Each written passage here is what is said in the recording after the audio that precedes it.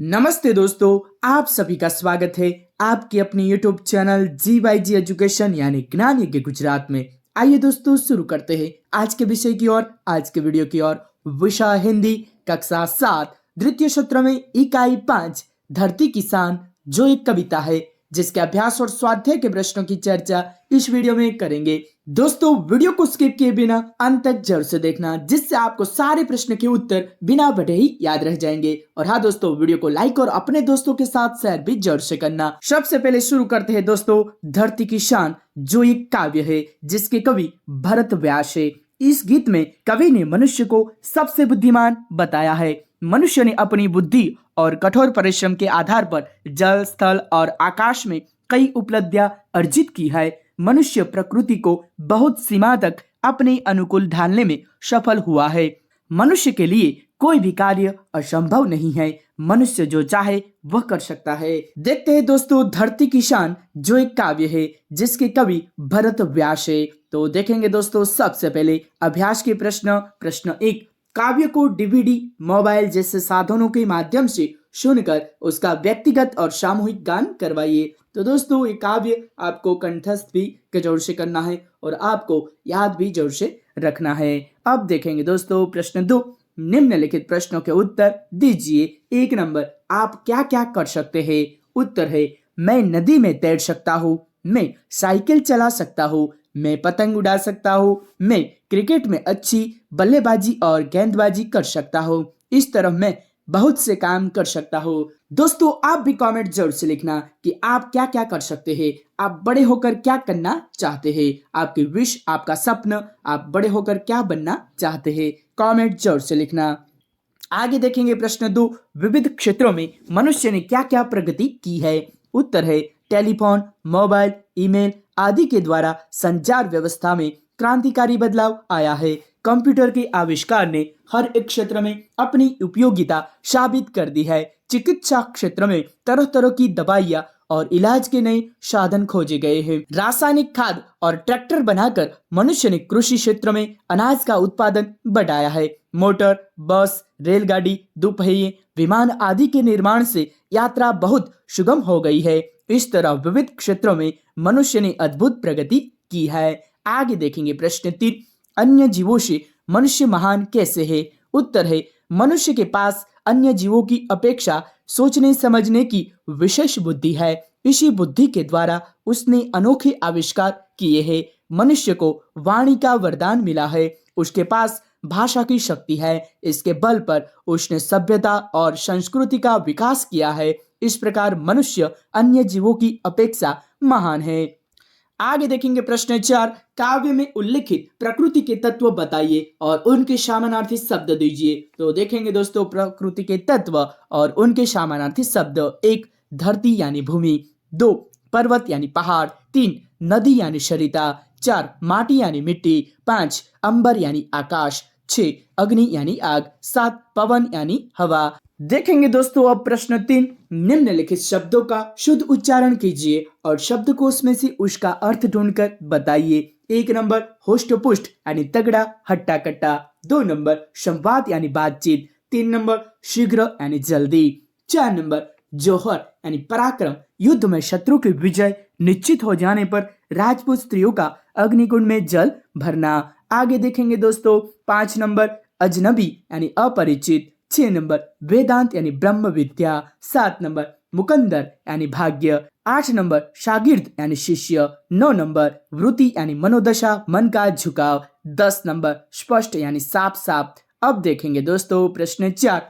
निम्नलिखित काव्य पंक्तियों का भावार्थ बताइए। 1 नंबर पृथ्वी के लाल तेरा हेमगिरी शाभाल, तेरी भ्रुकुटी में तांडव का ताल है। देखेंगे दोस्तों उत्तर है, पृथ्वी के पुत्र तेरे पास हिमालय जैसा ऊंचे दर्जे का दिमाग है। तू अगर क्रोध में अपनी भौं तिरछी कर दे तो उसका वही असर होगा जो शिव के तांडव की ताल में होता है। अब देखेंगे दूसरी काव्य पंक्ति। गुरु शामतिमान पवन सा तू गतिमान, तेरी नभ में से ऊंची उड़ान है रे। देखेंगे उत्तर है, मनुष्य तुझ में महान देवगुरु जैसी बुद्धिमता है और तू पवन की तरह गतिशील है। तू आकाश से भी ऊंचे पहुंचने की शक्ति रखता है। अब देखेंगे दोस्तों स्वाध्याय के प्रश्नों की ओर। स्वाध्याय में देखेंगे प्रश्न 1। निम्नलिखित प्रश्न के उत्तर दीजिए। 1 नंबर, मनुष्य क्या क्या कर सकता है? उत्तर है, मनुष्य पहाड़ों को तोड़ सकता है, वह नदियों के बहाव मोड़ सकता है, वह मिट्टी से अमृत निकाल सकता है, वह धरती और आकाश को एक कर सकता है। इस प्रकार मनुष्य असंभव लगने वाले काम भी कर सकता है। देखेंगे दोस्तों प्रश्न 2, मनुष्य युग का आह्वान कैसे कर सकता है? उत्तर है, मनुष्य की वाणी में बड़ी शक्ति है। वाणी के बल पर वह लोगों को प्रभावित कर सकता है, वह लोगों के विचार बदल सकता है। इस प्रकार अपनी वाणी के प्रभाव से मनुष्य युग का आह्वान कर सकता है। आगे देखेंगे दोस्तों प्रश्न 3, मनुष्य यदि हिम्मत से काम ले तो क्या हो सकता है? उत्तर है, मनुष्य यदि हिम्मत से काम ले तो धरती पर पापों को बढ़ने से रोका जा सकता है, दुनिया में बढ़ने वाली पशुता कम हो सकती है। इस प्रकार मनुष्य यदि हिम्मत करे तो दुनिया को बदला जा सकता है। आगे देखेंगे दोस्तों प्रश्न 2, उचित जोड़ मिलाइए। तो दोस्तों अ और ब विभाग दिए गए हैं, जिनमें से हमें सही जोड़ मिलानी है। तो देखेंगे दोस्तों उत्तर, 1 नंबर, मनुष्य की आत्मा में स्वयं भगवान है। 2 नंबर, मनुष्य के नयनों में ज्वाल है। 3 नंबर, मनुष्य की भ्रुकुटी में तांडव का ताल है।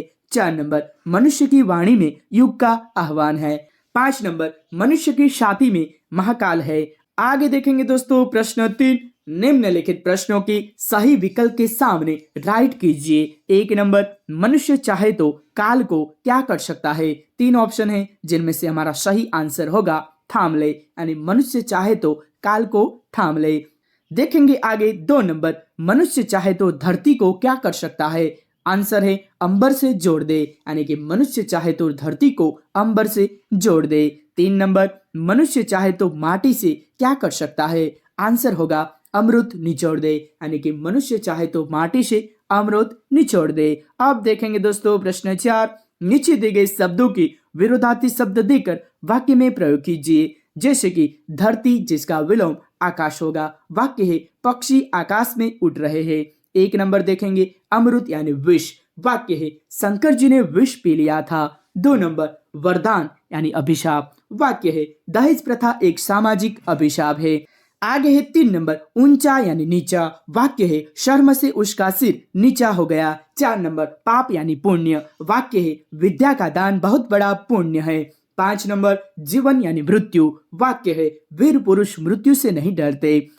आगे देखेंगे दोस्तों अंतिम प्रश्न, प्रश्न 5, नीचे दिए गए शब्दों को शब्दकोश के क्रम में रखकर उनका अर्थ शब्दकोश में से जानिए और लिखिए। तो देखेंगे दोस्तों शब्द दिए गए हैं, जिसको हम शब्दकोश के क्रम में लिखेंगे। तो उत्तर है शब्दकोश के क्रम में 1 आईना, 2 क्षति, 3 झंकार, 4 तूफान, 5 नयन, 6 वरदान और 7 शेष। अब देखेंगे दोस्तों उनका अर्थ। 1 नंबर, आईना यानी दर्पण। 2 क्षति यानी हानि। 3 झंकार यानी पायल, वीणा, सितार आदि की ध्वनि। 4 नंबर, तूफान यानी आंधी, हवा पानी का भीषण उत्पात। 5 नंबर, नयन यानी नेत्र, आंख। 6 नंबर, वरदान यानी कृपा। 7 नंबर, शीश यानी मस्तक, माथा। दोस्तों आज का वीडियो यहाँ समाप्त होता है। वीडियो देखने के लिए आप सबका बहुत बहुत आभारी हूँ। वीडियो को लाइक और अपने दोस्तों के साथ शेयर भी जरूर से करना। जय हिंद, जय भारत।